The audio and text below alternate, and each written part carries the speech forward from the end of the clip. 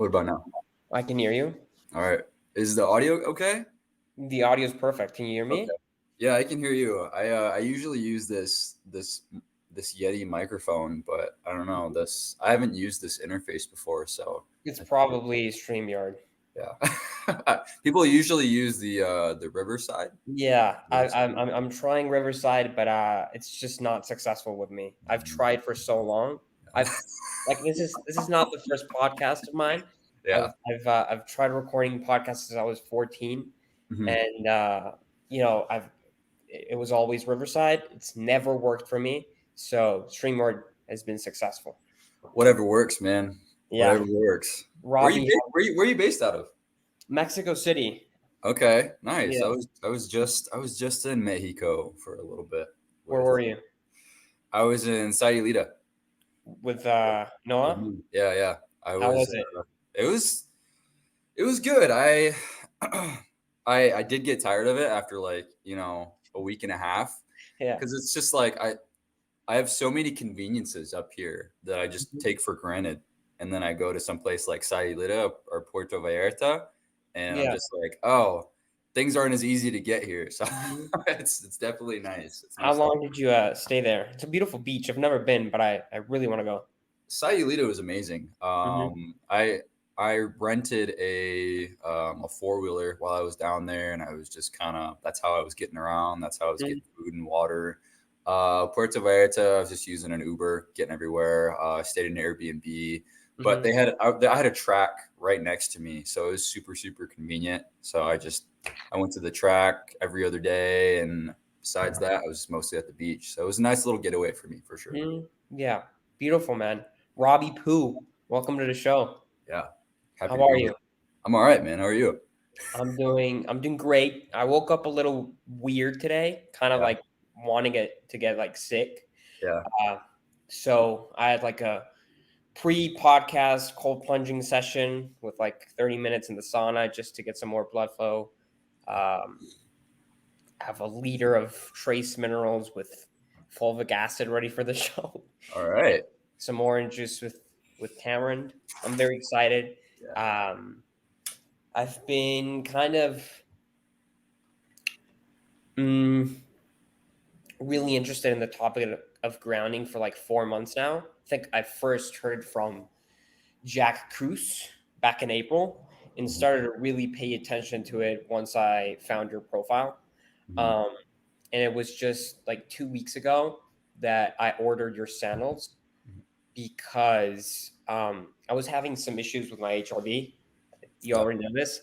It was really low. And back then, I started to really study your stuff. Started to ground probably more than 30 minutes a day, like non negotiable. And my HRV just flew up in like 2 days. Awesome. Um, I love it. I'm very excited. Yeah. There's a lot of really cool things that happen to the body when you ground, as you can see, as you've experienced. So, Yeah, I but mean, it just makes sense. You know, your ancestors were grounded every single second of their lives. It just doesn't make sense to not be.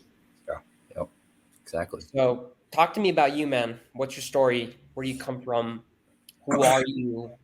Um, where did you find grounding? Yeah. Um, well, I'm Native American. I grew up on a reservation here in South Dakota. Mhm. Well, not here in South Dakota. I'm right next to South Dakota. I border Nebraska and South Dakota, but my reservation is in South Dakota. Um, that's where I spent a lot of my childhood, and um, the Lakota culture is very much an earth centric culture. Mhm. So I grew up basically kind of worshiping the earth. And I was always told to stay close to the earth because it's healing. It's healing and it's sacred. And I didn't. I mean, back then I didn't really know what was being said to me, but you know, 20 years later, when I go to college, university, I studied physics. I went to got my undergrad and went to graduate school, and then I really kind of started to put things together a few years after I had finished college, when I had found out about grounding, and I'd really started to dive deep on this. So how I originally got into it is running track. So, and I still run track. I still compete in track. Mm-hmm. And I was just kind of doing the typical thing, figuring out ways I could recover better, I could perform better. And I stumbled upon grounding in a podcast, and I I was super skeptical at first, and so I just started implementing it, and then from there, I just saw so many positive things happen. I was starting to sleep better. I was starting to perform better. So how I would do it is I would just spend my whole warm up grounded, barefoot on grass, and then I bought a grounding mat. I would sleep grounded. Back when I had a full-time job, I had a grounding mat that I would put under my keyboard and use as a mouse pad. I was using my lunch breaks to get grounded, and I was I was performing and I was recovering so much better, to the point where I felt like I could come back the next day from a hard workout and be able to repeat that workout. So that said a lot to me as far as the potency of this practice. And so from there, I kind of became obsessed, and I started to realize how much this practice has to offer besides that performance side of things, besides that recovery side of things. And 5, 6 years later, here I am doing this. So Mm-hmm. it's been a fun little ride. Why'd you get in to track and field? It's what I was best at. I was always fast. I was always decently fast in middle school and in high school, and I'm actually I don't know, actually. I think so. When I first got into track, we had so many kids at our school that we actually had to try out. We had to try out for the track team, and Mm-hmm. I didn't make the track team. Like, I wasn't fast enough to be on the track team. And then I kind of like had this chip on my shoulder after that. And so like I did everything I could to just be really fast. And when I got by the time I got to high school, I was, one of the fastest kids in the state. Mm-hmm. And then I mean, I ran a couple of years ago from 2018 to 2020. I was running professionally, and then I had an injury happen, and I wasn't able to bounce back in a timely manner, and so I lost that.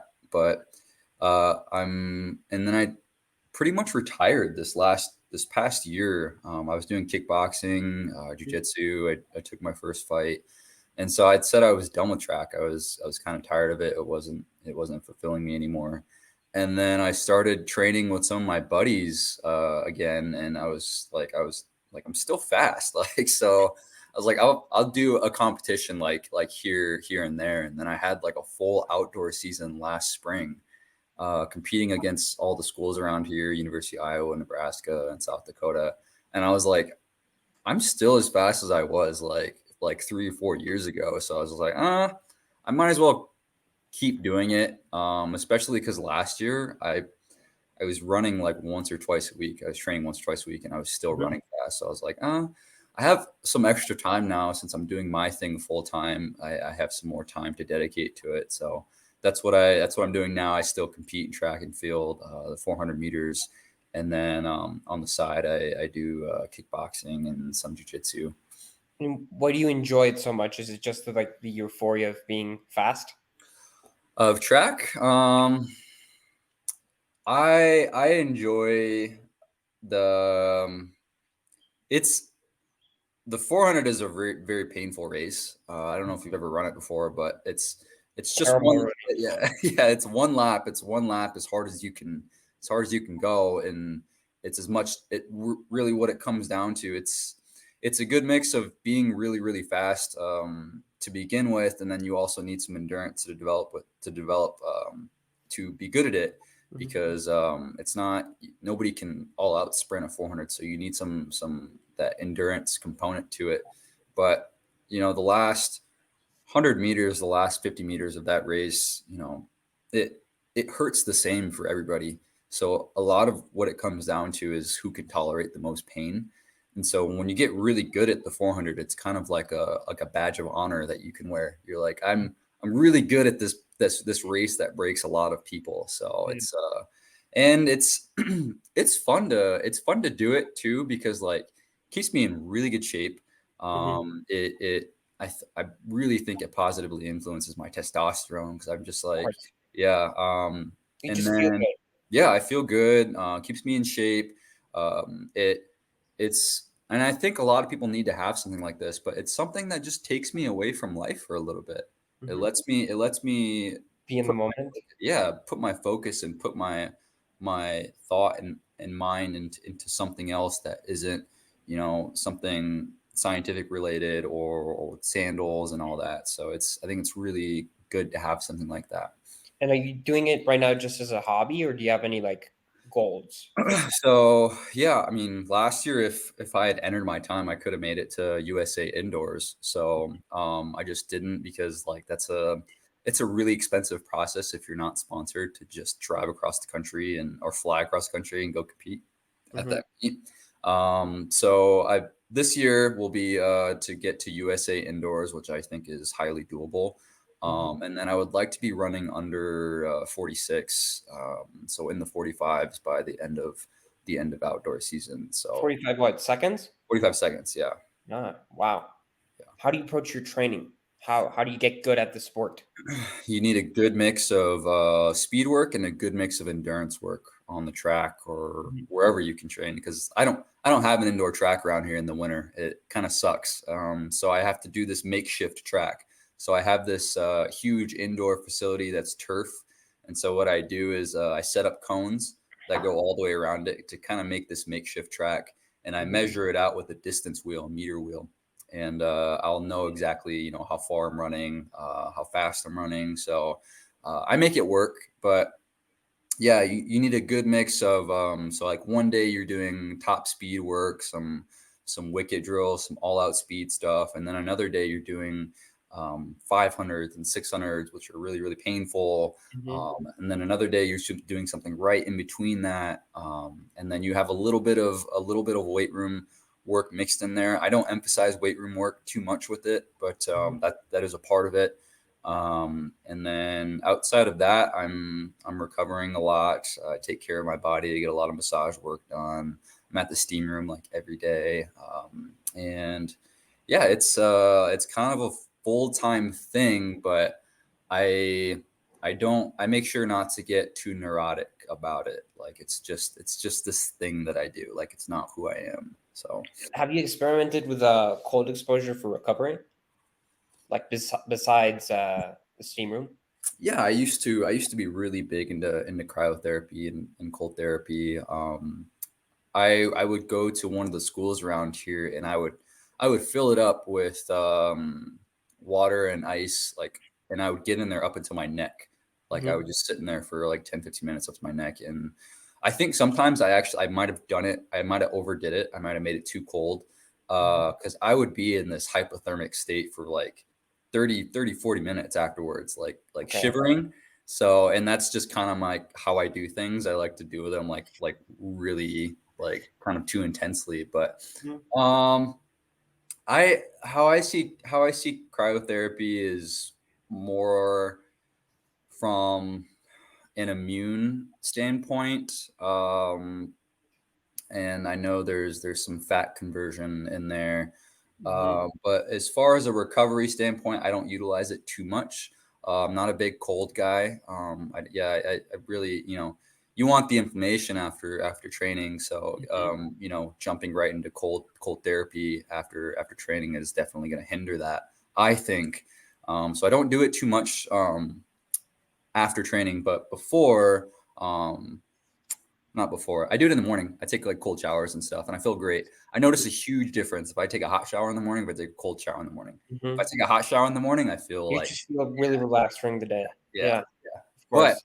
if I take a cold shower in the morning, I'm like, I'm zoned in. I'm zoned Mhm. in all day. I'm really, really focused. So, Yeah, I've seen the same with me. I've been doing cold showers every morning for like, I'm not exaggerating, 2 years.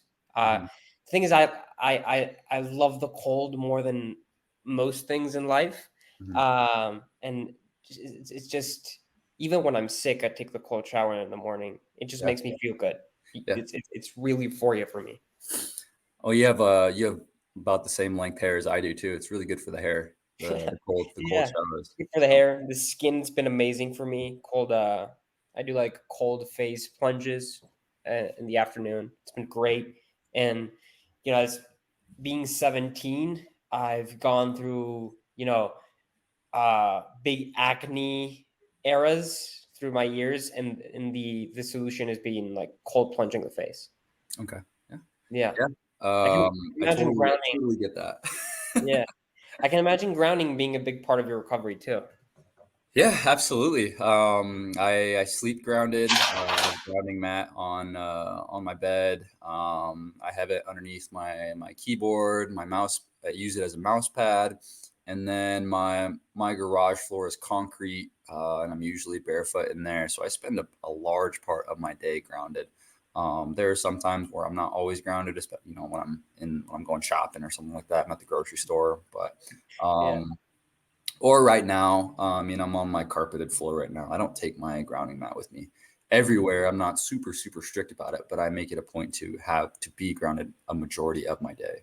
Is there any type of routine maybe you follow for grounding too? Like, let's say, I don't know, you spend 30 minutes in like the middle of the forest Hmm. after lunch. I don't know. No, I don't say it. So I sleep about 9.5 hours. So that's 9.5 hours grounded right there. And that's the easiest thing for people to do. That's the easiest, most convenient thing for people to do is just buy a $30 grounding mat. Make sure your outlets are grounded. Test your products with a multimeter. Hmm. That's an easy 8 to 9 hours right there. You don't have Hmm. to do anything. All you have to do is lay down on your bed, and that's it. From there, um, what do I do? Usually have some coffee, smoothie, and then I head to training. I'll take my grounding mat with me to training, especially now that it's indoor time. It's indoor training. I'll take it and I'll plug it into one of the little outlets in the training facility. And in between reps, I'll take my spikes off and I'll stand on it barefoot. Wow. And then after my session, I'll take my spikes off and I'll just stand on it for a little bit, do my post workout stuff. From there, usually head to the steam room, not grounded in there, and then head back to my garage where I'm working on my concrete floor, usually barefoot. So, and that's a large part of my day too. So, I don't. I mean, that's pretty much my routine on a daily basis. So, but yeah, it's super easy to really implement this in your life if you're willing to spend 30-60 bucks on a couple mats. They're versatile. You can put them pretty much wherever. So Dude, so let's get into grounding. What is it? Why should someone care about grounding?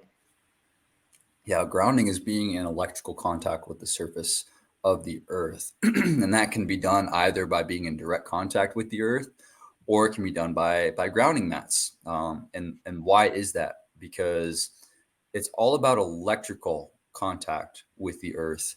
And the reason you can do that inside on a mat is because all of our most of our electrical systems are grounded to the earth, and that's for stability and safety. It protects the equipment, it protects people using that equipment. So just like our electrical systems are grounded for safety and stability, it takes excessive electrical energy and it dissipates it into the earth. Hmm. So it's the same concept with the human body. When you ground your body, you're taking this excess electrical energy and you're dissipating it into the earth. And that is the natural state of your body. That is electrical equilibrium. That is electrical homeostasis. So usually when you hear of homeostasis, you don't hear of the electrical side of things, but your body's very much electrical in nature. So you have to nurture that side of it. So humans, like you've said earlier, have always been in contact with the earth. If they're not barefoot, they're in some type of natural footwear, leather, moccasins, like in my culture, moccasins, which are conductive. Um, so this practice, I mean, I wouldn't even call it a practice. It's just it should be a state of being. That's how we're meant to be. So, and when you do that, you allow your body to function as it's meant to function, to be at its most optimal state, to for your immune function to operate seamlessly. There's so many things that being grounded entails that it literally affects everything. So like I can log on to Twitter right now and I can make a thread about grounding affecting literally anything because it's a universal regulating factor. I don't do that because I like to keep it kind of tailored to the published research that's out there, but I can do that if I wanted to. I could relate it to pretty much anything. So if somebody asked me, "Hey, do you think grounding is going to affect this?" Well, I'm just like, "Well, yeah, probably. If not directly, then indirectly." But Mhm. I usually try and stay away from too much of the speculative stuff. But there is a lot that happens when you ground. What happens if we don't ground? I mean, because you said it's like this electrical discharge, correct? So what happens if you don't do that in your lifetime? Yeah, so that's called being electrically insulated from the earth. You don't have that dirt. You don't have that direct or indirect contact with the earth. Inside on the mats or outside, bare feet on the earth, or in sandals, or in some kind of footwear that's conductive. Um, so when you're insulated, you don't allow your body to function as it's meant to function. So a lot of things are going to happen. Your immune system isn't going to function as well. The redox equilibrium in your body, the reduction oxidation reactions in your body aren't going to function optimally. The body's matrix isn't going to be saturated with these free electrons that come into the body when you ground. And these things, there's a lot behind everything that I just said.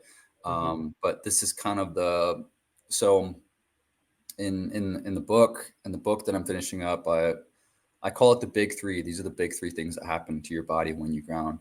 The density of negative charge increases in your body. That's one. Number two is that it attenuates the inflammation and oxidative stress response in the body. So if there's excessive inflammation, there's excessive oxidative stress, which are two processes that are heavily implicated in conditions that kill pretty much everybody. Chronic disease is the number one killer worldwide. It's heart disease, it's cancer, it's neurodegenerative diseases. There's a lot of conditions that are tied to excessive inflammation, excessive oxidative stress. And number three is that charges the water protein matrix battery. So when you're not grounding, you're not getting the benefit of those things, and that can stem out to what have you as far as negative health ailments. I have a question here on.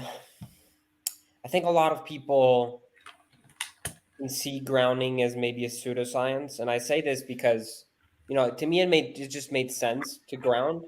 But when I tell people you're having knee pain, you've been having this back pain for 2 months, and nothing's working, why don't you go ground? They look at me like I'm a crazy person. Yeah. Um, so why do you think grounding maybe is so overlooked?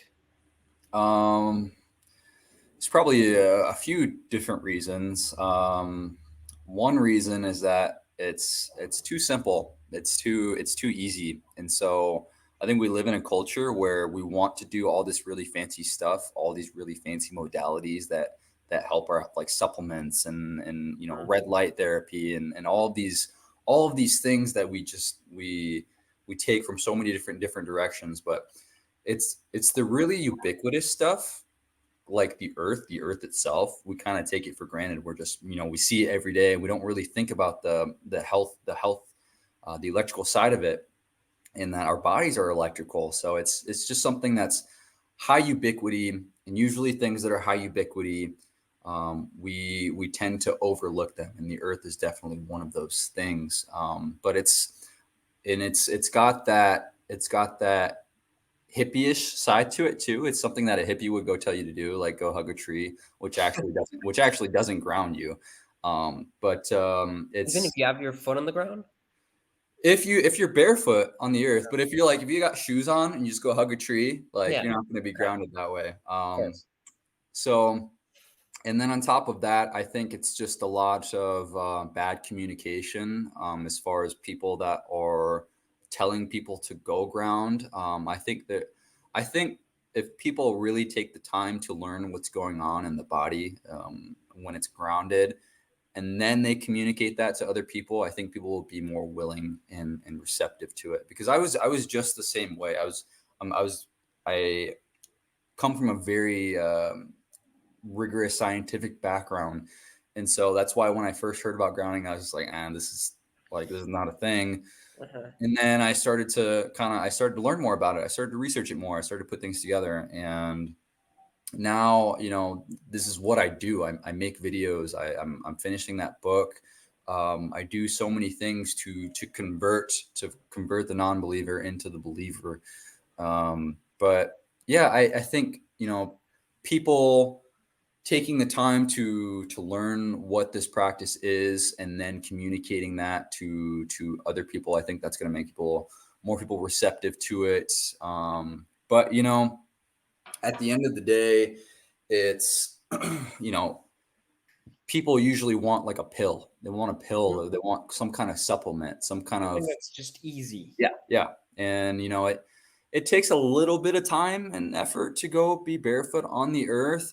And sometimes that's just too much. That's too much Mhm. for people. And as sad as that is to say, that is the case in many cases. So Yeah, I think it's just education is key yeah. for bringing back people into nature because that's what heals.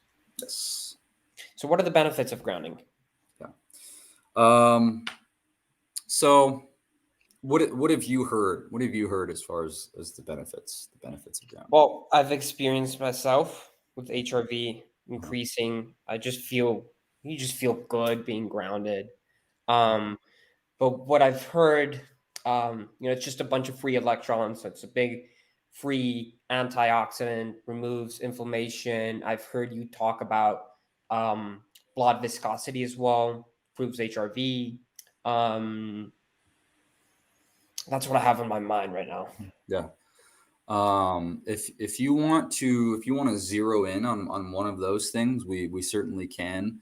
But here's the thing. Here's the thing with grounding. And the Twitter threads they're a dime a dozen right now with grounding, and they always have the same bulleted list. Mhm. Improves inflammation, improves HRV, blood thinning effect, and you can find those. You can find those everywhere. But when you focus in on those things, and I can tell you about any one of those things, if you focus in on those things, it's kind of like you're missing the forest for the trees.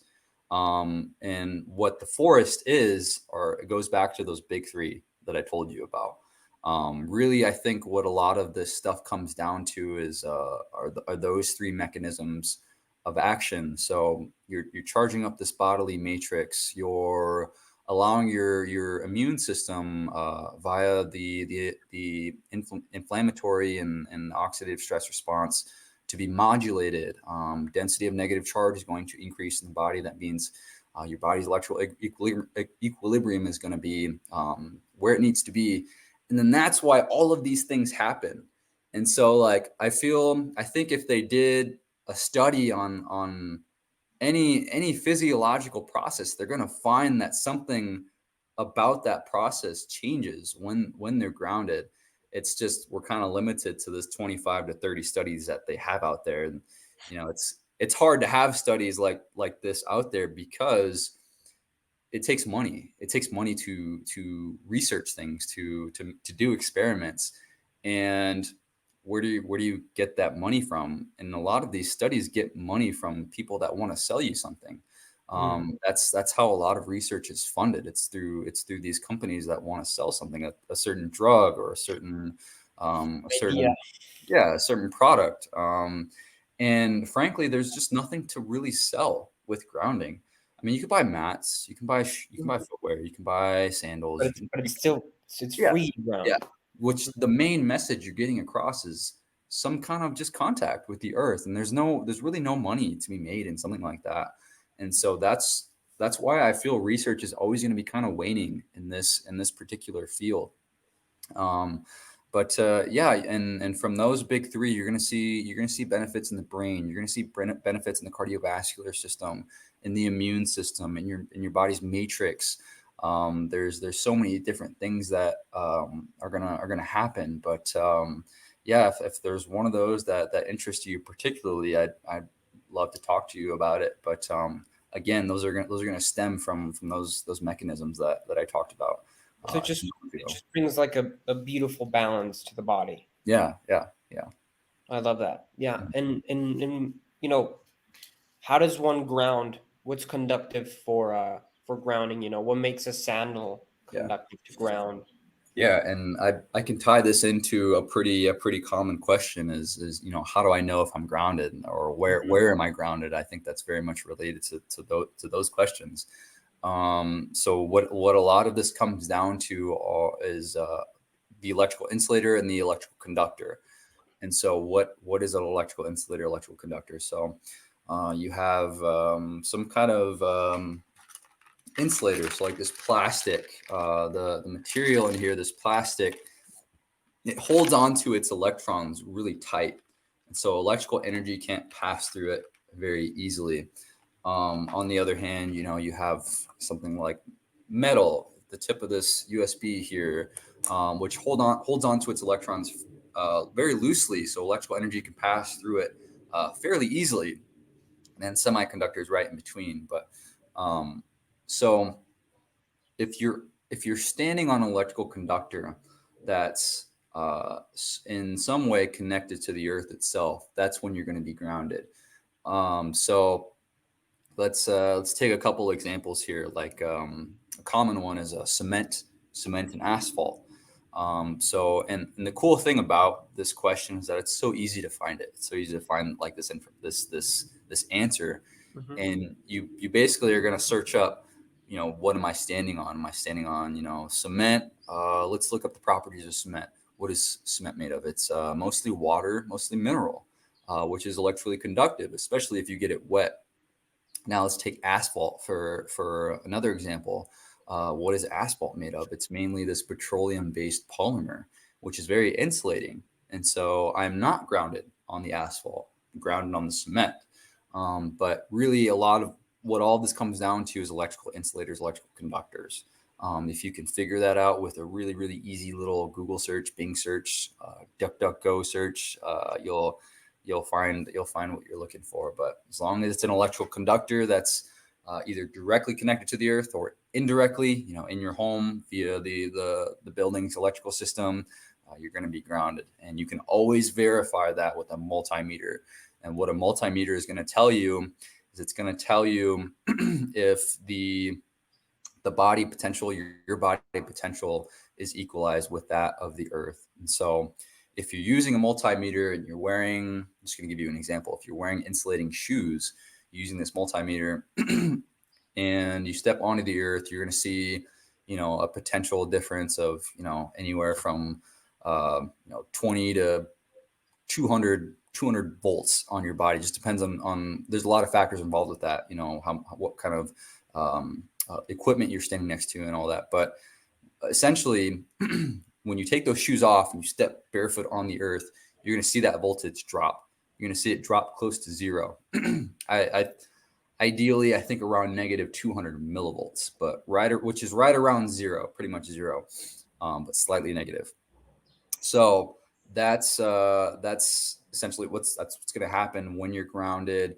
But yeah, a lot of that comes down to being on an electrical conductor. And then if you really, really kind of you really want to know if you're grounded, you can always use a multimeter. It's a good way to verify. Mhm. And can something interrupt, you know, um, like the conductivity of some part of the earth? And I think I asked this because it's a question that appeared to me a couple weeks ago that I was in New York. I was in Central Park, and underneath Central Park, you have a bunch of pipelines. You have the subway, and around Central Park, it's just a big city. Does that affect kind of like the conductiveness of that ground? Um, yeah, that's a good question. Are you speaking in terms of like dirty electricity? Is that what you're thinking of, or are you just thinking like in terms of, there are these structures in the ground that can affect that voltage drop? Mm-hmm. Exactly. Um, I don't think so. I don't believe so. But again, how can you find that out? You can find it out with a multimeter. So like Mm-hmm. if you're in a really urbanized area like a city, and you go, do this test with your little multimeter, as long as your body voltage is dropping to close to zero, or you getting close to, even more specific, that negative 100 and negative 200 millivolts, I believe you're grounded and you're going to be just fine. Um, and I don't think the dirty electricity or anything's really going to affect that. Again, all of this comes down to actually verifying your grounded status with a multimeter. I think you're gonna be okay. So Perfect. I wouldn't worry about it. There was something that a couple months ago I read. I really got introduced by grounding because of Zaid Haj, Uh-huh. and he wrote maybe this piece, or he just mentioned. I even talked about him with him on my recent podcast with him about the umbrella effect, Mhm. which blew my mind. I just don't know how that works. Yeah. So I'd love for you to explain that. Yeah. What did he tell you about it? Do you remember? No, I remember hearing or reading that it just protects you from non-native electromagnetic frequencies. Yeah. So and it's hard to find a place to start with this. So like everything is giving off some type of radiation. There's natural electromagnetic radiation. There's non-natural electromagnetic radiation or non-native. And so where the negative health aspect side of things comes into play is with the extremely low frequency electromagnetic fields, so like the 50 to 60 hertz alternating currents that power a lot of our modern appliances and all that. That's powering that lamp over there, and then radio frequencies. So where radio frequencies emitted from Wi-Fi routers, usually from non-wired communication devices. And so there's been a big kind of obsession with this lately. How are these things affecting our health? Hmm. And the research is still really, really up there. And this is actually a chapter that I struggled to write in my book. It's called Earth and EMF. Hmm. And so if you do any search on PubMed right now, you won't find a consensus as far as like the detrimental effect of electromagnetic fields, non-native electromagnetic fields on our health. I think they definitely impact our health, but it's really interesting phenomena. When you look that up, you won't find a consensus on it. So where does grounding come into play with all of this? And this is something that usually in those Twitter threads that you see, the umbrella effect is sometimes in there. Hmm. And what's commonly assumed is that grounding is going to protect you from these Hmm. electromagnetic fields, which is not entirely true. So where the umbrella effect originates from is it originates from Richard Feynman's lectures on electromagnetism a while back. But what Richard Feynman said, and Richard Feynman is pretty much considered the Einstein of the second half of the 20th century. So very, very smart guy. What he said is that when the body is grounded, it essentially becomes an extension of the Earth's electric field. And so what happens when that happens is that any ambient electric fields, when they come into contact with the body, they get redirected. They get Oh, redirected away. But it's very important to distinguish this. It's electric fields. It's electric fields, and with EMFs, electromagnetic fields. So there's a magnetic portion of those EMFs that we can't do anything about it. about. You need really, really specific materials for that to repel those, to protect you from those. Mm. But so grounding isn't protecting you from the full spectrum of the non-natural electromagnetic fields. It's just the electric side of things. Um, which I mean, something is better than nothing, but it's not fully accurate to say that it's protecting us from non-native EMFs. But that is a very cool effect of grounding. That's one of the smartest people in history has talked about. So You've mentioned a lot of times. I don't know. Is the Matrix the same thing as a living Matrix? um, slightly, yeah. Okay. So the living matrix I wouldn't say popularized, but it's something that's been conceptualized by James Oshman and a few others. But there's a lot about it that's still not fully understood. And there's some of it that I think needs to be more research needs to be done on it. But yes, it is the living matrix. And this is something that I've been really trying to hammer like the last 5 years. And so that's in pretty much every podcast that I've done. I've mentioned the matrix in some way, shape, or form. But that's a big part of grounding. So what is it? The first time I heard of it, it was just like, we Yeah. have a whole system in our body Yeah. to be grounded. Yeah. Yeah. It's amazing. Yeah, so this matrix system, and this can be a whole podcast by itself. And I was just talking with my friend Ish, who's a doc on Twitter, and we had a whole conversation about it. Yesterday, And right? yeah, yesterday it was a really good conversation. I'm gonna upload it pretty soon here, but and then this turned out to be like an hour-long conversation, but I'll try and kind of condense it here. Go So as detailed as you want to, man. yeah. Really. Yeah, so the matrix is essentially this redox regulation bio battery in your body. That's able to store charge and transfer charge. And so when I say the matrix, I'm talking about this continuous network of sugars and then proteins. So yeah, so when I look at your body, or when you look at somebody else's body from a biological standpoint, a lot of the emphasis is on cells, right? So what a lot of people are focused on is the cell and what's going on in the cell. But really, what makes up most of your body is the space in between the cells. So when you look at somebody, you're looking at mostly the space in between cells. And so it really kind of shocks me that not more emphasis is placed on this, because it is a majority of our body. Yeah. So the matrix includes the extracellular matrix, which is the space in between all the cells in your body, and the extracellular matrix's connection via these integrins, which traverse cell membranes into the actual cytoskeleton of the cell. And that further goes into these link complexes into the chromatin, which houses the DNA. So it's literally this direct path from the DNA out to the extracellular matrix. It's the only system in the body that has a direct physical contact with every cell in the body. It is the most pervasive system in the body.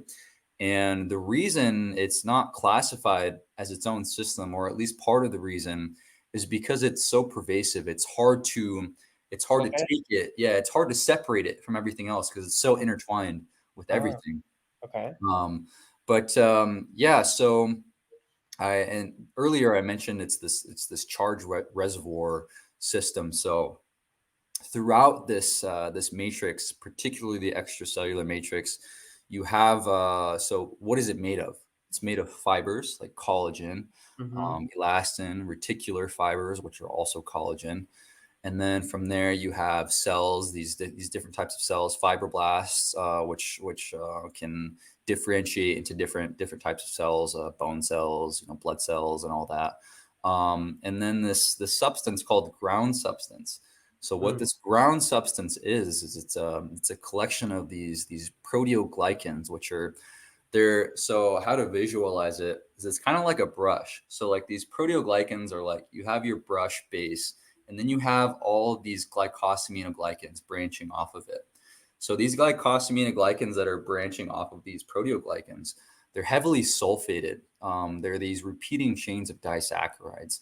And so they trap a lot of water. They're negatively charged.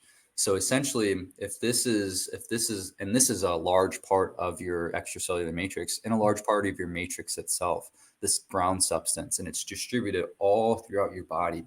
And so essentially what you have are these reservoirs of negative charge all throughout your body. And so these can get depleted. They can get depleted when you're insulated. And so Yeah. one of the things that happens when you ground is that these glycosamine and glycans, these proteoglycan charge reservoirs get charged up.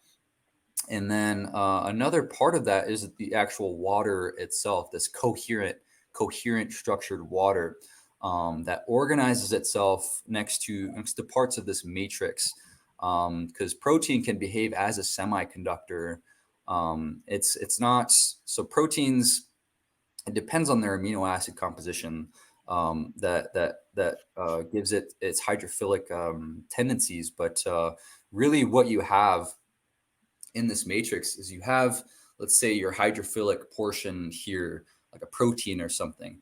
And then you have this structured water right next to it. And then right outside of that structured water, you have this zone of hydronium ions.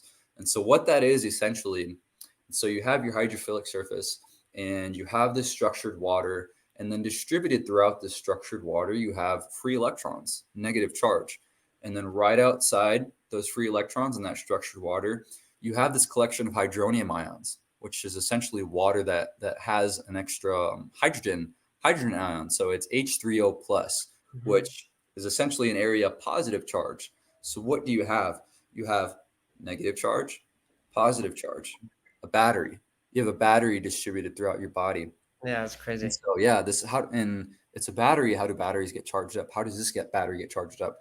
One is light, which a lot of people talk about. Everybody's talking about light, but nobody talks about the grounding aspect of it. Grounding is a really, really important part of that. And so that essentially is what the matrix is, and that's a whole day lecture that I could give on it. But that's essentially the main picture there. So how is grounding a big part of light? How is grounding a big part of light? Yeah. I mean, they're both, it's two different types of energy charging up this matrix. So this matrix it's not just it's not just exclusive to electrons and protons. So how I see it and what I like to focus on is the electron and proton side of it. So electrons can semiconduct themselves throughout the body very easily, very quickly, very efficiently. You also have this collection of protons, which some people refer to as proticity. Being able to do that allows your body to, again, it's in electrical equilibrium. So that allows your immune system to function as it's meant to function. And we can go into that too, the immune system. And then you have photons. But essentially, this matrix allows for the transfer, the storage of different types of energy, what have you, photons, electrical energy, vibrations. It's essentially just an energy storage and transfer system. And there are many different types of energy. But I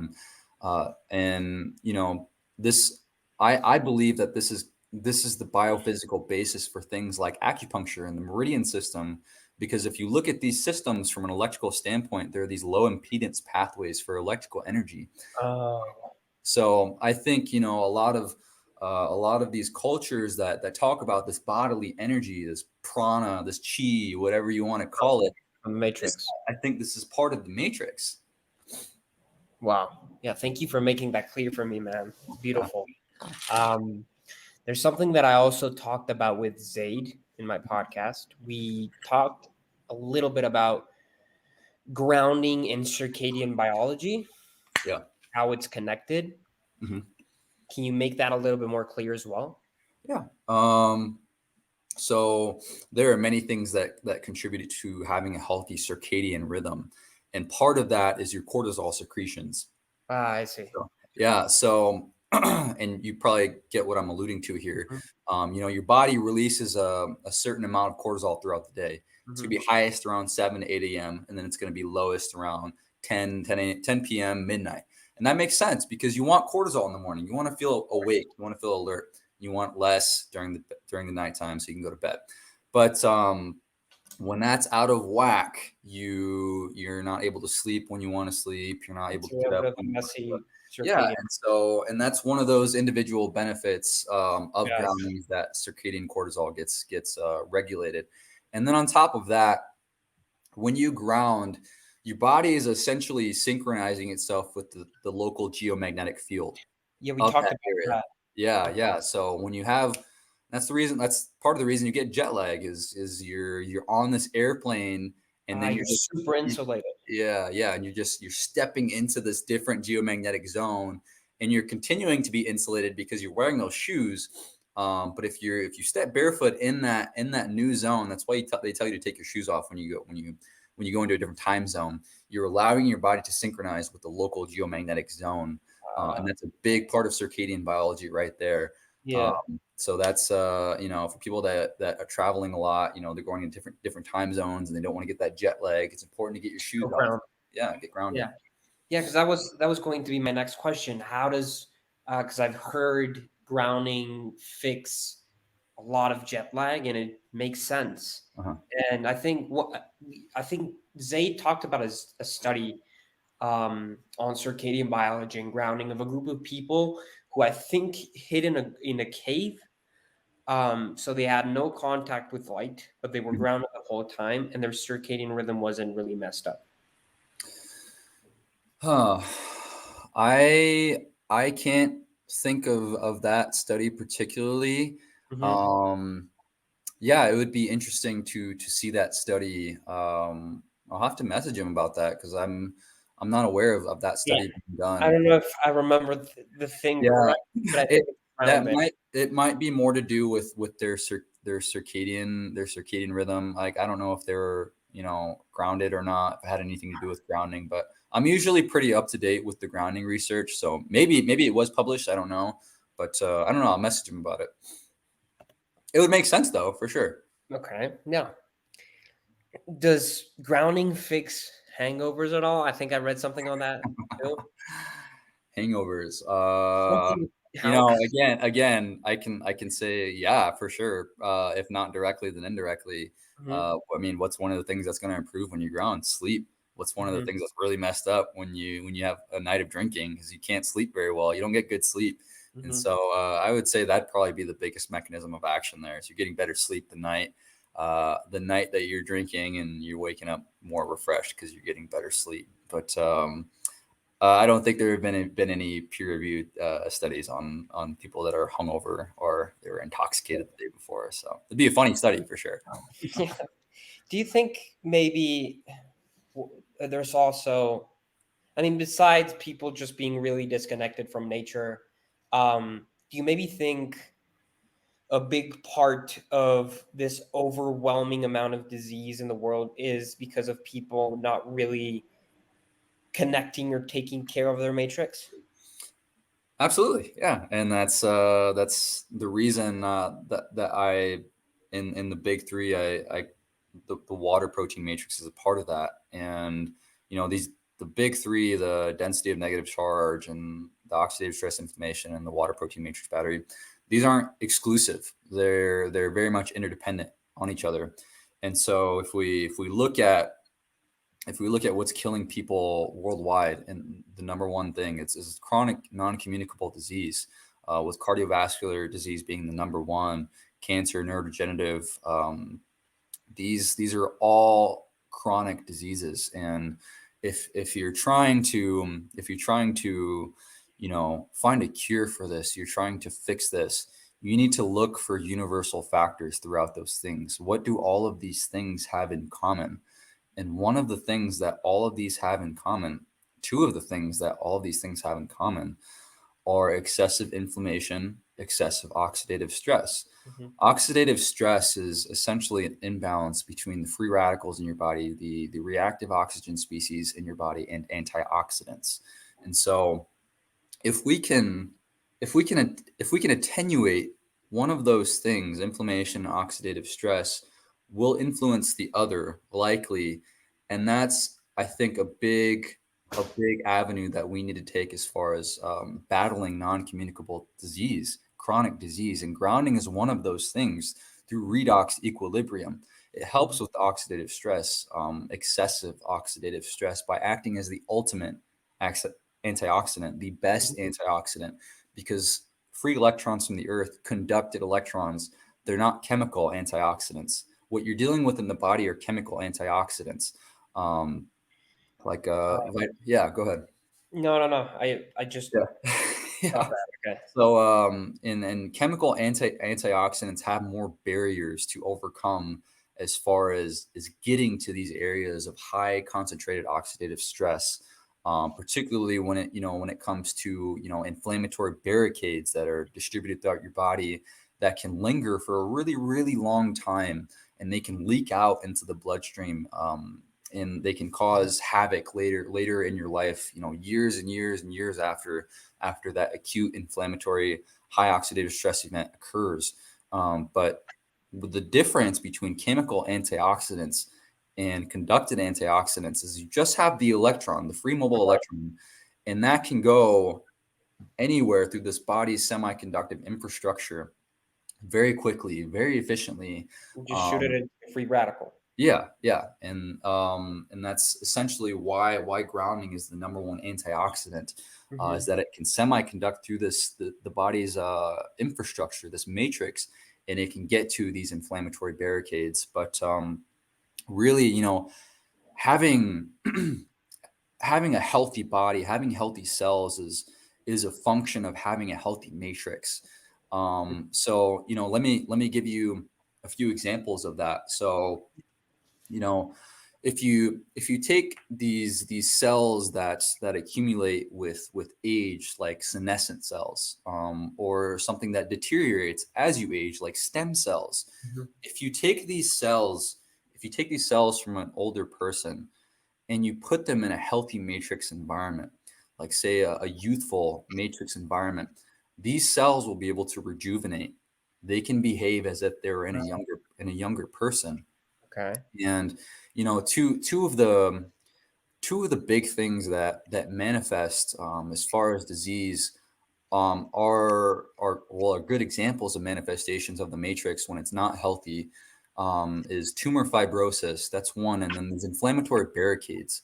And so I can talk a little bit about both of these. So the fibrotic response in a lot of cancers, it's a pretty common thing, and it's essentially the matrix accumulates around these tumors to kind of wall it off. And Uh, so a very popular way to attack cancer, to treat cancer, is called immunotherapy. hmm. So and in immunotherapy, to see if somebody's responding to a certain type of treatment, immunotherapy, you want to turn cold tumors hot. And what that means is, so in somebody whose matrix isn't healthy, these cytotoxic T cell, these CD8 cells, they're not able to get through this fibrous matrix and get into the tumor and Ah, fight the okay. cancer. And then in a hot tumor, these CD8, these cytotoxic T cells, can get into the tumor. That means that the patient is responding to that immunotherapy treatment. And Okay. then another example of that is inflammatory barricades. So let's talk a little bit about free radicals and reactive oxygen species. Mhm, So you've likely heard free radicals in mhm, before. So what these are these unstable molecules with unpaired electrons in their outer orbital. mhm, Electrons like to be in pairs. And so what they mhm, do is they go around your body and they take electrons from other molecules and they make those molecules unstable. And what antioxidants do is they donate electrons without becoming unstable themselves. So mhm, where do these free radicals come from? So one is through just breathing. You know, mhm, the process of cellular respiration. So we're breathing in this molecular oxygen, and then in the electron transport chain, when these electrons are getting shuttled through this shuffle. electron transport chain, There's some that are getting leaked out of this electron transport chain and prematurely reacting with oxygen.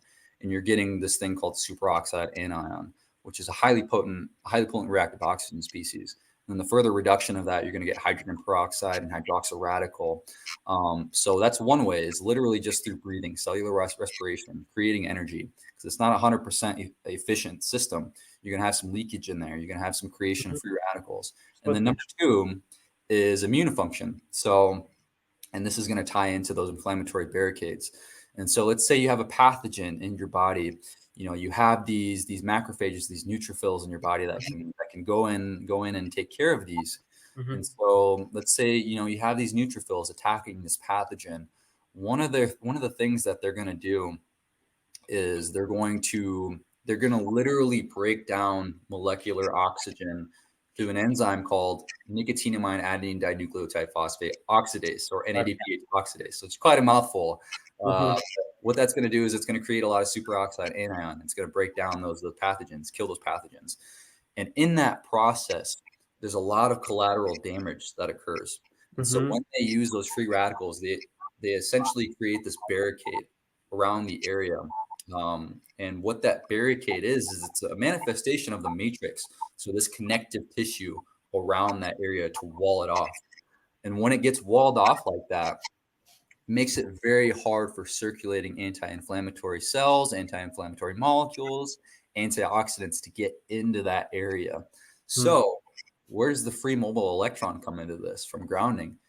Well, that barricade, it's a part of the matrix. And so the electrons can semiconduct through that.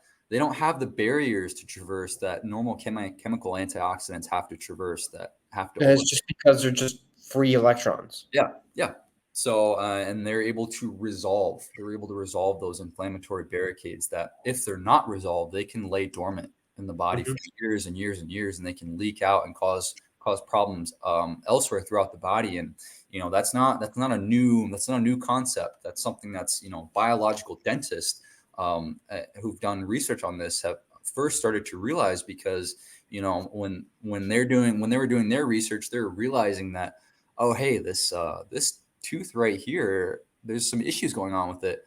Why is it causing issues elsewhere in the body? That has to deal with the focal infection that's pretty popularized in dentistry research. So this isn't a new concept, but the cancer microenvironment, the tumor microenvironment, along with the inflammatory barricades, these are both really good examples of not having a healthy matrix.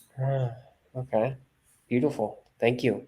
Yeah. I want to talk about now the grounded athlete. Who is he? The grounded athlete. The grounded athlete is kind of the name. It's not meant to refer to me. So like when I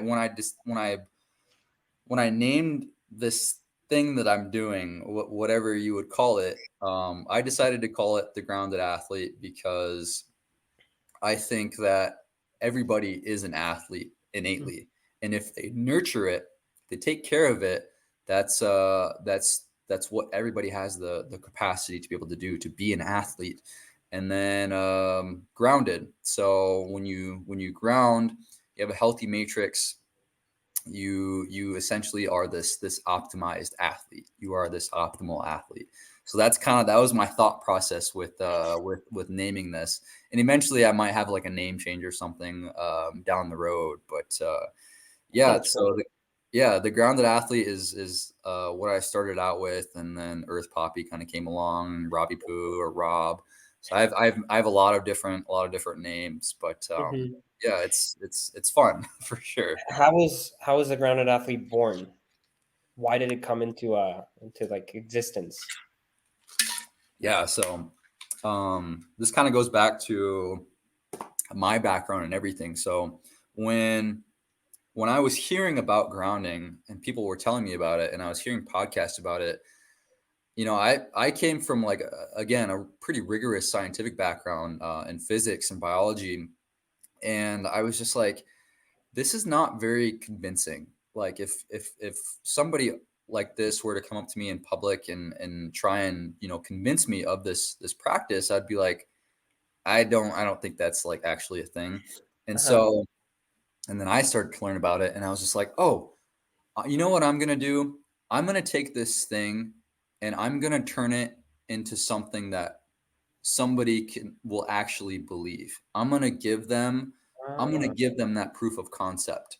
beautiful. And, if they want me to explain to them the specifics behind why this certain thing is happening, I'm able to do that. So I kind of wanted to become a voice of grounding and be that person that someone like me needed, back when I first started. I needed someone like me to tell me all of these things that are going on. Because, like, when you go and tell someone to just be barefoot just because it's good for you, it Mhm. doesn't really help a lot because, like, there people like me, they like data, they like numbers, they like, Mhm. they like a lot of science thrown at them. And it And helps. it helps a lot. Mhm. And that's part of the reason that I wrote that book too. It's just like it's a it's a very, very long book. It's a very dense scientific book, but Mhm. that's really, if we really want to convert people, that's what we need. We need that because it's not enough to just, it's anti-inflammatory, it's good for you. Like, that's not going to convert anybody these days, especially when we're all kind of becoming more familiar with the specifics of health and the scientific aspect of it. More consciousness and more education. I love it. Is Absolutely. your book going to be the grounding Bible? I've heard people call it that. Like, I've had a few people message me. They're like, "You should call this the grounding Bible." I was like, I think you "No, that should. I feel like that would be blasphemy in a way for me to call this a grounding Bible." But no, it's I really like the name. I'm happy with the name that I picked, Earth and Water, because it's tying two ubiquitous elemental forces, Earth and Water, and throwing them together into one book because they're Mhm. both they're both very, very important parts of our health and the grounding process. Please talk to me about the book. I'm super excited for it to come. I read all of your teasers. Yeah. Um, and also, I'm curious to know what's behind like this gamified and pixelated theme you not only have for the book, Mhm. you have all over your profile, videos when you're running. What's behind it? I love so I played a lot of video games when I was a kid. I don't play them anymore. I would love to, I just don't have time. But I grew up in like the Nintendo 64 era, so it was like really, really pixelated stuff. But I just think there's something very kind of enchanting about a pixelated world. Mhm, And it's just it's just something that I fell in love with over time. And so, like, my style throughout this book is kind of like this pixel slash cyberpunk kind of world. mhm. And like I love it. everything, yeah, yeah, everything in that book is uh reminiscent of that world. And it's been really, really, really fun to make. And so the book it's a good mix of the textbook science that you need to establish grounding as this real thing, this proof of concept. But also throughout this book is it's a story. It's a book of art. It's a book of art of this kind of cyberpunk pixel art, um, um, piece of I don't really know what to call it, a story. Mhm, um, and it's I'll tell you, so you got your it's split up into four parts. So you have your introduction part, basically everything, why grounding is helpful, why the earth is negatively charged, all these kind of introductory material. You have part two of the book, which is called Earth and Body, which is how grounding affects each physiological process in your body and the systems, cardiovascular, the nervous system. And you have part three, which is Earth and Water, which is how grounding affects the water in your body. And then part four, which is Earth application. So how you can apply this in your life. Throughout mm, that book, I created a story with Earth Poppy. And so essentially what you're doing when you start the book is you're entering into this city. And throughout the book, Earth Poppy tells you what's going on exactly within this city. And what's happening is that these people that are barefoot throughout the city, they're essentially charging up this earth circuit. And the earth circuit is very much a real thing. It's what mhm. allows us to ground to the earth. And so when people aren't grounded in this city, it essentially depletes the earth circuit. And so when the earth circuit depletes, you have this creature in the basin of the city, this huge lake. And there's a hint to that in my Twitter header, the picture in there. There's this creature in there. And so your job throughout the book is to help Earth Poppy ground people. And when enough people are grounded, Earth Poppy gets stronger, this creature gets weaker. And so by the end of the book, if enough people are grounded, this creature can be killed, it can be destroyed.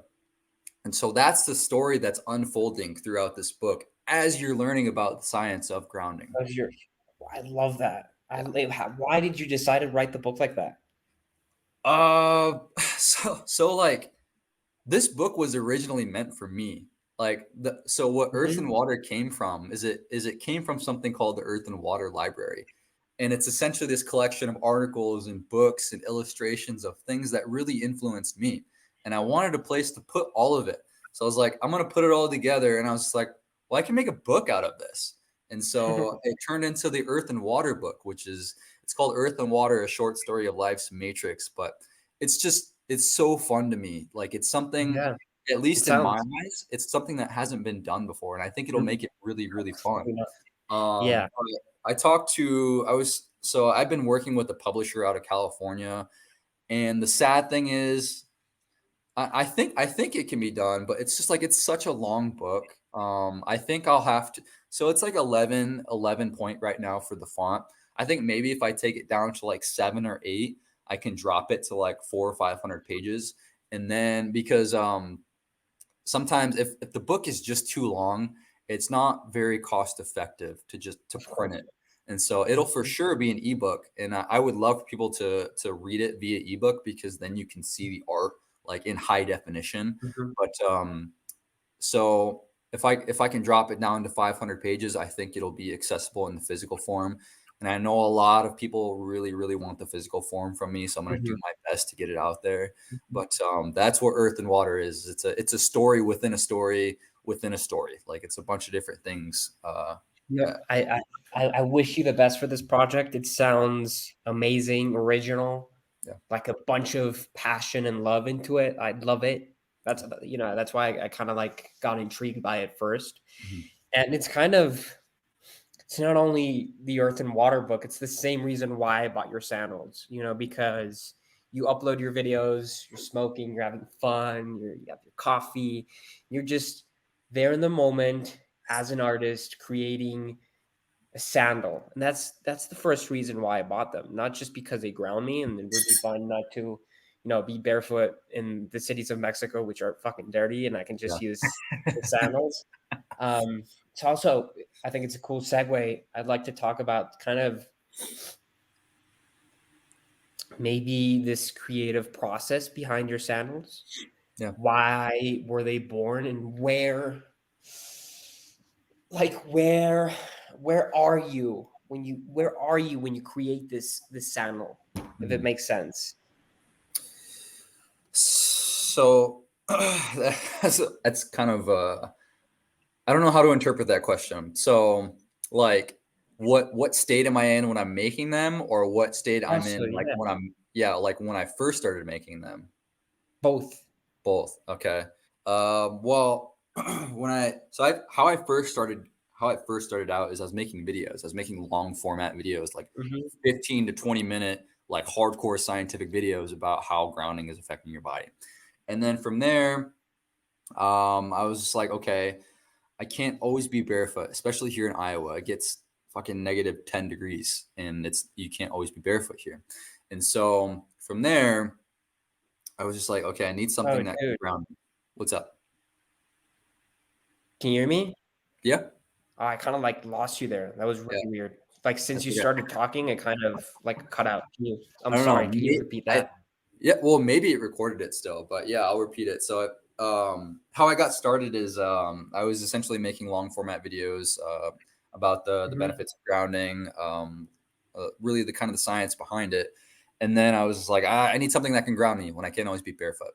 So I originally wanted to make shoes, and I was trying all of these different things to make shoes. and it's so Mhm, hard to make shoes. Like it is such a process to get mhm, shoes made. But that's another story too. But the sandals came along, which are heavily inspired by the Terra Humera in Mexico, who are known for their distance running and all that. But yeah, so the sandals utilize leather, which is something that has always been near and dear to me coming from the reservation. I was always around mhm, this leather stuff, this buffalo leather and all that. I hope maybe one day I can start to utilize buffalo leather. It's a little bit harder to get than the leather that I have right now, but okay. the sandals utilize leather, which is something that pretty much all footwear utilize when we first started putting things on our feet was leather, Mhm, which is mhm, conductive by itself, especially when you start to sweat in it. And then on top of that, it uses two of the best conductors in the world, copper and silver. mhm, And mhm, so this sandal takes these three conductive elements, leather, silver, conductor, and it kind of throws them all together to create this thing that makes it more convenient to ground when you can't always be barefoot. Like if you have, you're on dirty ass streets, you have, place you don't feel comfortable being barefoot in, throw on some mhm, sandals. And then from there, like I started making them. I made them for me initially. And so I started wearing them and like people were like, "Can you make this for me?" mhm. And I had people, like really significant people, reach out to me right away. They're like, "Can you make these for me?" Like one of those people was Ajax from Twitter and Mark Sisson and those people. And I made them for them, and then word just started getting out. And then from there, I haven't had a slow month since then. I've just Wow. been making these things, and I'm really at the point where I need to be responsible and like hire more people to like do this for me. You have a Um, great team. yeah, yeah, yeah, I do. It's a very versatile team that I have on the website. Yeah, If you're listening and you haven't checked that out, please go check it out. But yeah. I I'm gonna definitely add need. images on the podcast for people to meet the team. Yeah. But and now I'm at a point where something is also coming to fruition, which are the shoes that I'm making, which is something that Mhm, I'm really, really excited for. So I'll have the shoes and the sandals, and then eventually after that, I've always wanted to do boots. So I wanted a utility boot. mm. So we started with the sandals. We'll go to the shoes next, and then from there, kind of the sky is the limit. But it's been very, very, very long, tedious process to get this whole conductive footwear thing going, because it's really kind of novel. It's not really a thing. It's not super popular yet, Mhm. and it takes a lot of money to do this stuff. Yeah. So I had to invest a lot of my time, a lot of my money into to get making this a thing. And then eventually the goal is that other big companies are going to see this. They're going to see what's Mhm, going on here, and then like before we know it, 10-15 years down the road, grounding footwear is going to be a thing. Like, and mhm. it's literally going to change the footwear industry itself. Everybody's Okay. going to be having grounded shoes, and it's that's and from there, along with the book and being able to make that mark in the shoe industry, I will have accomplished my goal. I will have helped enough people, I think, to made all of this work, all of this effort worth it. I love it. Why Greek mythology, by the way? I know Gaia is the goddess of earth. Yep. Yeah. Yeah. Ares is the god of, I don't know if hail or war. War. War. Okay. Yeah. Yeah.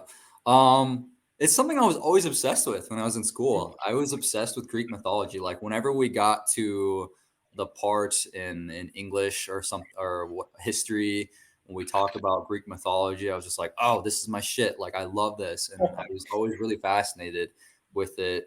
Even to this day, I still love the aesthetic of it. Mhm, It's just something very, very enticing and very enchanting about mhm, these gods that just exist on Mount mhm, Olympus, and each of them controls like a specific element. There's just something very beautiful about that, and it's not something I believe in like spiritually. I'm a Christian, and I also think grounding is very much intertwined with that.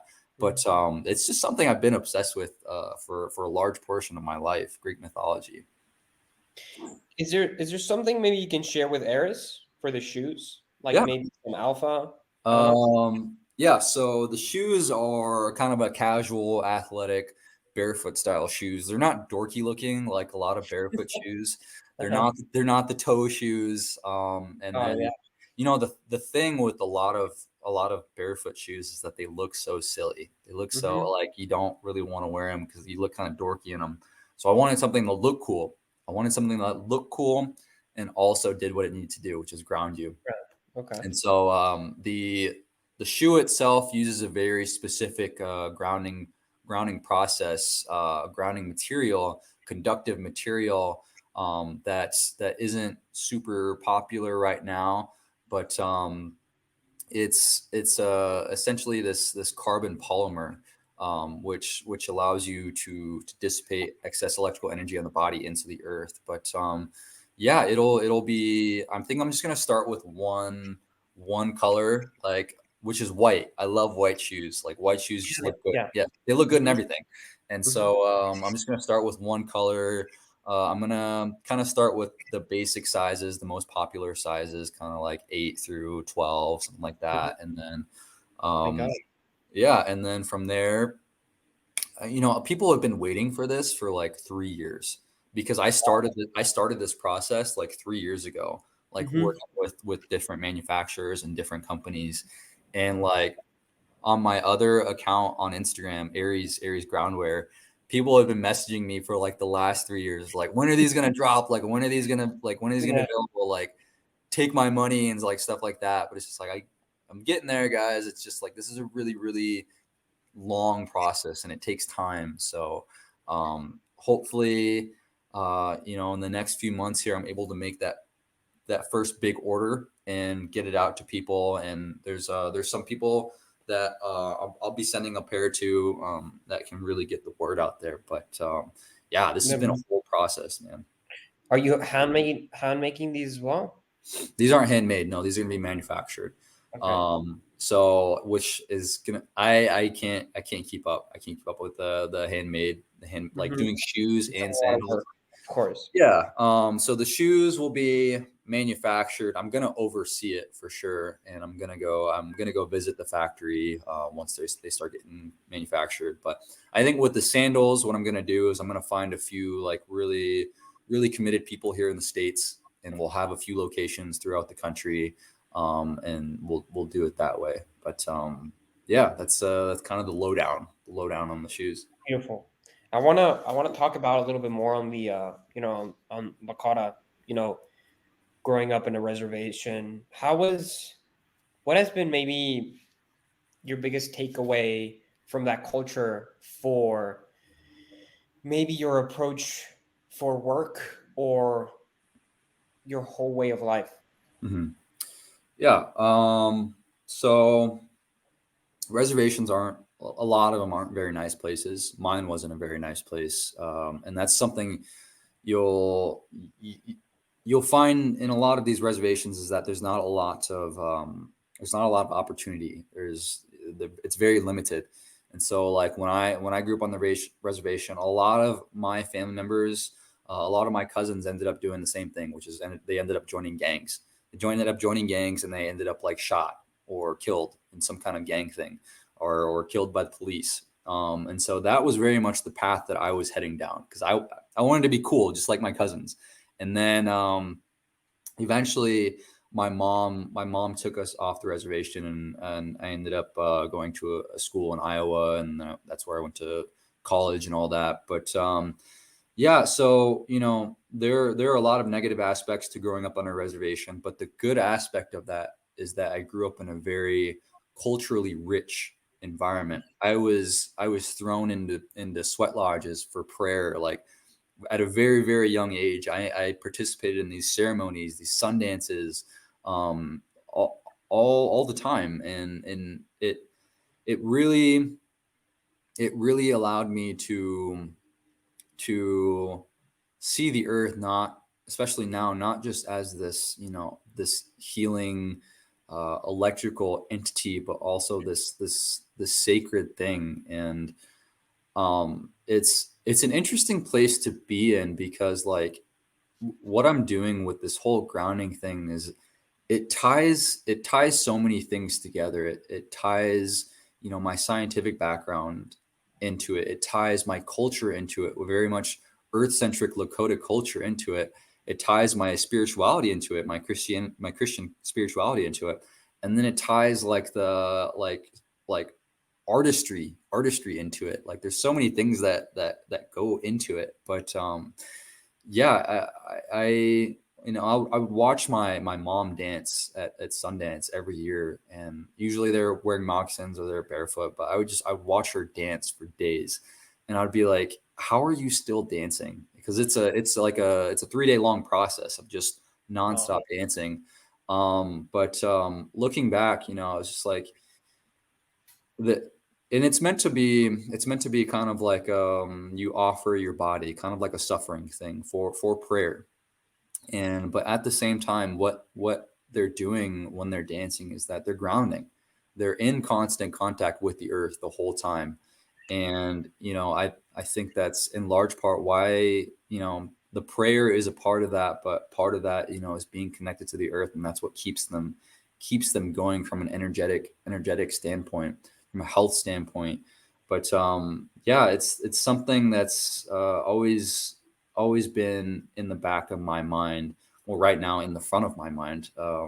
But this whole earth thing, growing up in that culture, it's where the earth is sacred. It's always been an important part of my life. Beautiful. Everything is connected with the earth for you. Yeah, yeah. I It's love fun. it. It's a fun place to be. Of course. I want to go a little bit off topic because Yeah.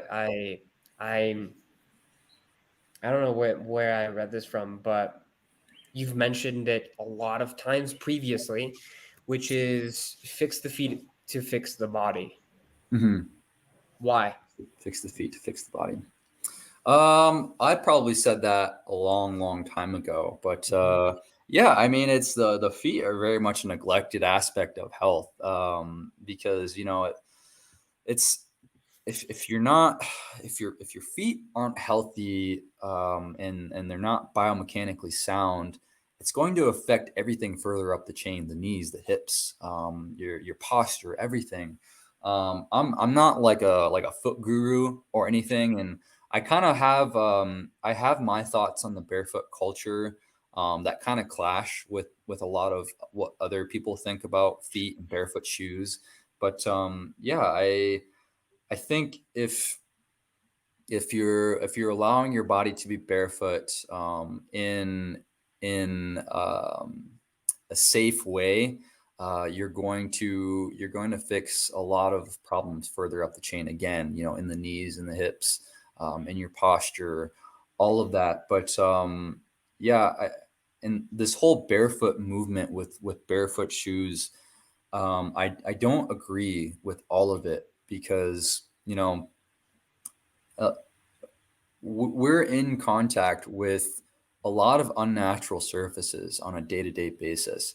And what are Mhm. examples of that? Hardwood floors, cement, these really hard, flat surfaces. It's not what your foot has evolved for. Mhm. Your foot has evolved for grass, Mhm. soil, sand, rock, kind of these uneven stimuluses, uneven stimuli.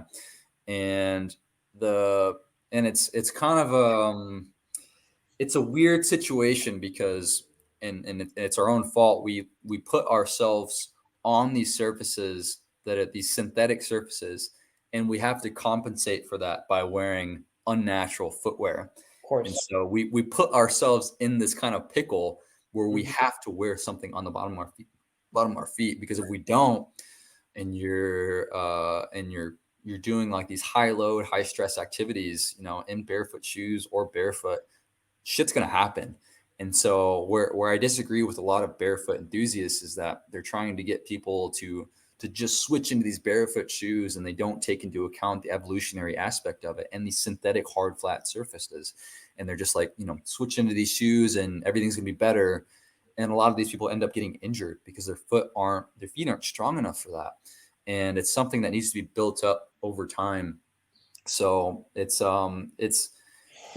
really sucks to say that we need some cushion on the bottom of our feet Mhm. because of the surfaces that we're constantly in contact with. But yeah, to go, I mean, that was kind of, I deviated a little bit there, but really, fixing the feet and allowing your feet to be free and in contact with natural surfaces. I think that from a biomechanical standpoint, you're going to allow your body to kind of revert back to its default state and be able to move how it's meant to move.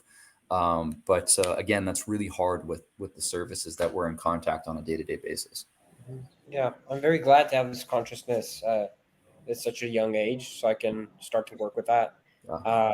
I have my both of my pinkies of my foot are completely flat. I don't even know why. I'm Yeah. gonna guess it's because of using shoes. Like flat in, like they go in. Yeah, Yeah.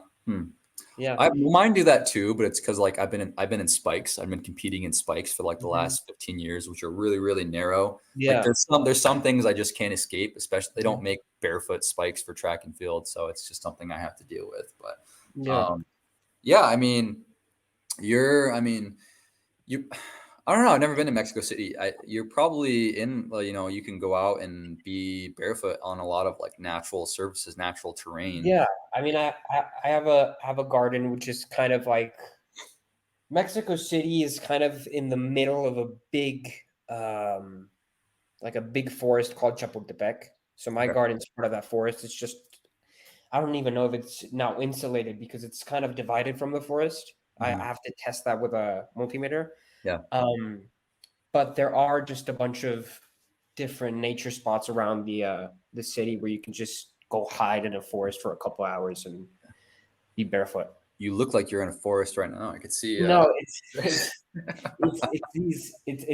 just that exact like wall that I'm talking about. That's kind of like insulated the garden from the actual Gotcha. forest. So you just have like different species of plants kind of growing around Mhm. the wall, which is beautiful. Yeah. Um, but yeah, Nice. Cool. yeah, Well, it takes time. It's something that takes time, but it's something that you of can course. reverse. It's something that you can reverse over Hmm. time. You just have to be smart about it. You have to, a Hmm. little bit of common sense. Just you can't jump right into barefoot shoes, and then you have to be Of course. careful. Where you're wearing them. But you Just seem like more grounding throughout the day. yeah, exactly. Of course. How do you approach your health, man? Like what's your I'm just curious. What's your like training routine? Your how you feed yourself? Um, you know where Mhm. I'm going. Yeah, so I sleep a lot. I get like 9 to 10 hours of sleep a night. Wow. I don't know why my body just sleeps like a teenager. Like I think it's because of like how active I am, how much I Probably train, for that. how hard I train Mhm. is like I need a lot of sleep. So I get 9 to 10 hours of sleep a night on my grounding mat. So that's a big part right there. Hold on. Let me swap my battery out. Yeah, no worries.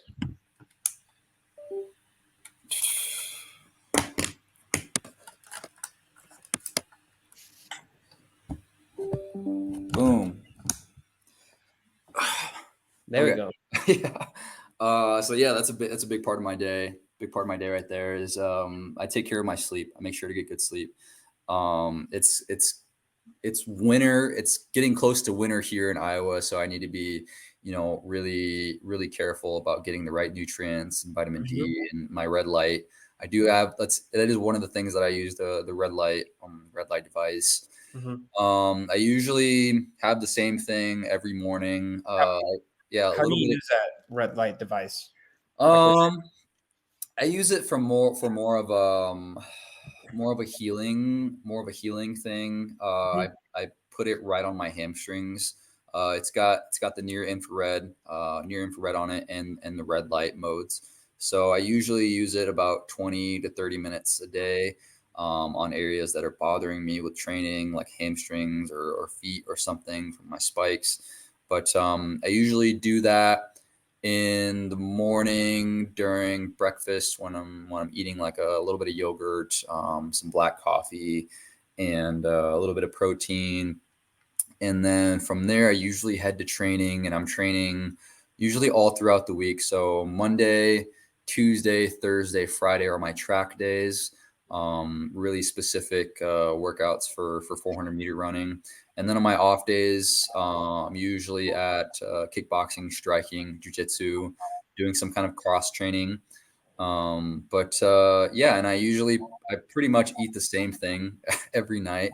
I don't get tired of it. So like Mhm. right now, like on Sunday, I cook up this huge thing of ground beef.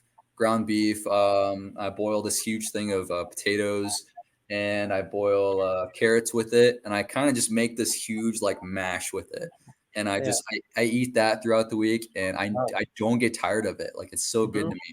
It's very simple too. Just meat, potatoes, carrots. Like it's very satiating. And then I have a protein shake that I make at the end of the day. But really, really simple stuff. I Mhm. don't go too crazy with like, recovery modalities and supplements and all that. But yeah, I do what I make sure to focus on most is the sleep and the grounding and just putting real food in my body. Of course. Outside of that, I'm not too neurotic about things. Do you do something to like kind of protect or prepare for your sleep? Um, so lately I've been doing a big no-no, which is blue light before bed. But Yeah. like here's the thing, like I work on my book before bed and Mhm. like at night, You that's work really well. I'm really creative. I'm really Mm. creative. I'm in that good, like I can make shit zone before bed, really late into the night. So I usually do, I've been doing that lately, but usually I try not to get any blue light before bed because there's a huge difference in the quality of my sleep if I'm Of getting course. that light exposure before bed and if I'm not.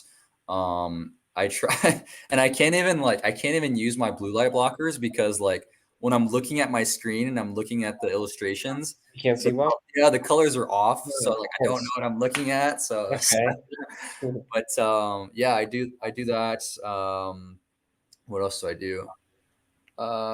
Sometimes, I wear my earplugs because like, that complete silence because I Mhm. like to have my fan on when I'm sleeping. Yeah, Like, I me too. like that background noise Of and, course. having complete silence through the earplugs really, I think, enhances my sleep. Um, turn off the Wi-Fi at night. That makes a big difference right there. You're not getting a shit ton of those radio frequencies. Mhm. Um, but let's see, what else do I do? Oh, the steam room. The steam room is a huge part of my day. Like, Mhm. I sit in there for probably 25 to 30 minutes. I'm not a huge sauna person, but I'm a Mhm. big steam room person. Mhm. I'll get in there to like right to the point where I'm gonna die, and then I get out like yeah, and then I go right into a cold shower. But a lot of people ask me like, "What do you do for your hair? What do you do for your skin?" I'm just like I'm the steam room and yeah, steam room and a cold shower. Like I don't, I wash my face maybe like once a week, if that, and then I shampoo my hair once a week, if that. Like other than that, I'm not really putting anything on my body. Wow, Like that's beautiful. yeah, I try not to do anything. If I can't eat it, I usually don't put it on my body. Of Um, course. but I mean, other than that, let's see, steam room, cold showers, real food, not more than like 3 or 4 ingredients, maybe. Any sunbathing?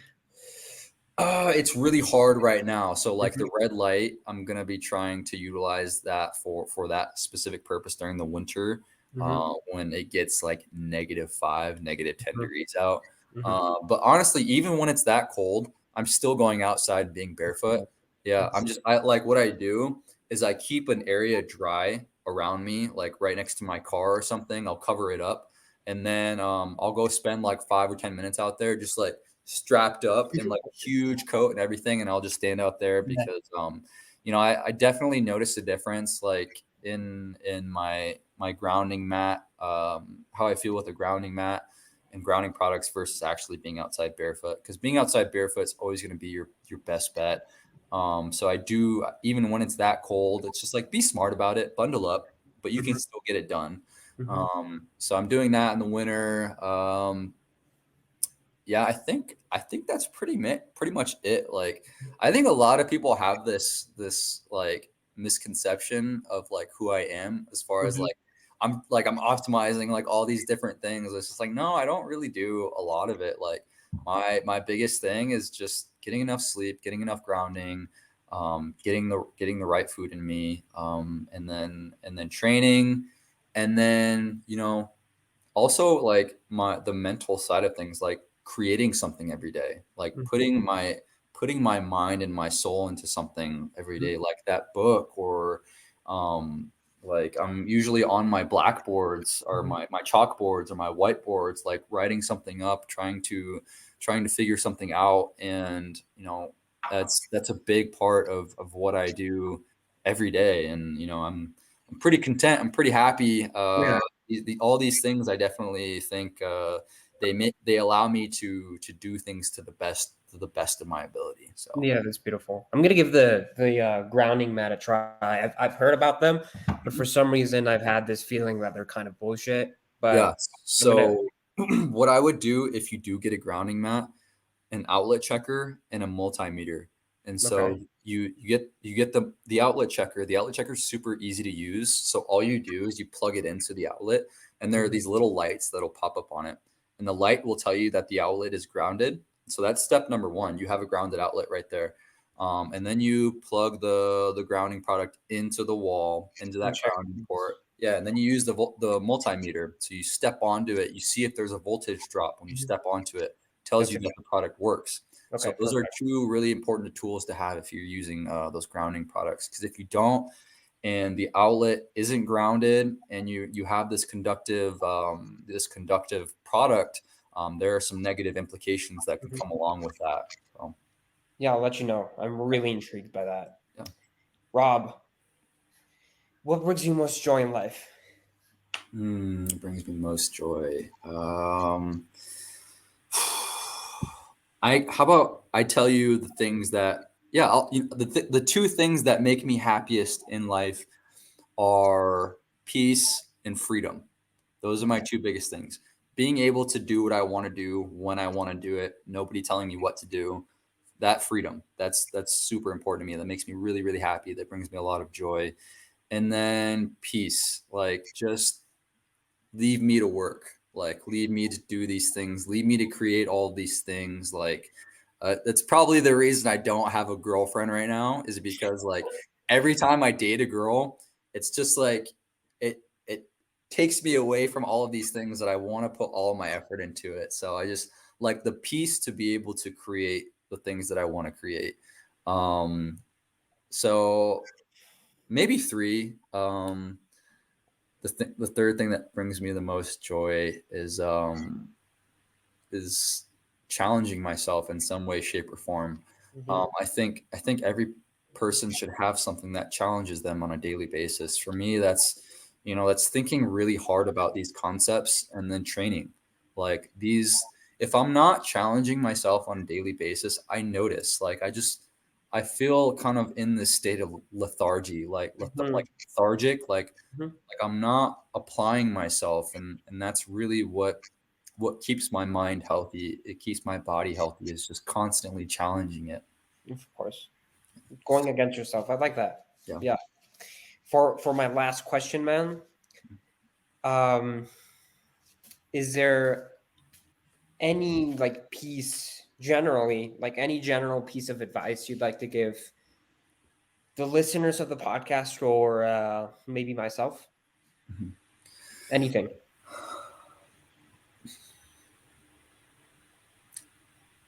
Let's see. I think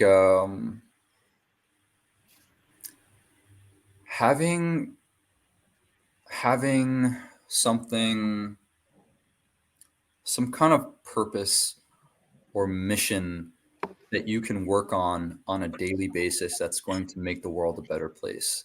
Mhm. Um, because like if I wasn't doing this, and you know, and having that thing that ultimately is going to help a lot of people, it's going to make the world different than it was before. It really drives me every day. And like if I didn't have this thing that I was working on that's helping people, waking up in the morning wouldn't be the same. So, and I would feel probably a little bit kind of lost a little bit if I didn't have this thing that I'm working towards that's gonna change the world in some way, shape, or form. And how people change the world is very subjective. You know, people have their own thing, like how they're helping people or how they're gonna make the world a different place. But I think just having that purpose and mission in life is really not only going to make you a happier person, it's going to make your body and your mind healthier. It's going to make you a more sound person, and that's going to leak over into every area of your life, because I guarantee all of this grounding stuff, all of these videos, all these this book and everything that I create, it leaks over into other areas of my life, my Of course. training, my relationships, all of that. So I think just having something that you can dedicate yourself to and work towards every day, that's really what's going to make you, it's not only going to make you happy, it's going to make the world a better place, and it's going to help people. Yeah, that's beautiful. Having a why, focusing on a why. I Yeah. love that. Yeah, really makes a difference. And you can see it in people Yeah. too. Yeah. I love it, man. I really appreciate your time. It was a beautiful conversation interview. I was really excited for this. Thank you. Yeah, no problem. I'm glad you have honored me with allowing me to come on, dude. It's been cool. No, I've I had a lot of conversations about grounding thus far, and they're always fun. So yeah, I love it. I appreciate it, man. yeah, no problem.